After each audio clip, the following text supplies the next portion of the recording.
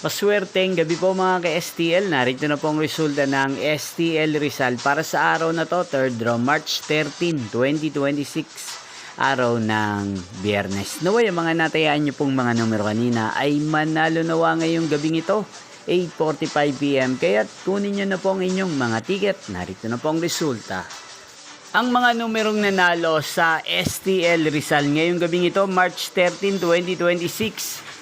8:45 PM. Third draw result 13 at 17 in exact order.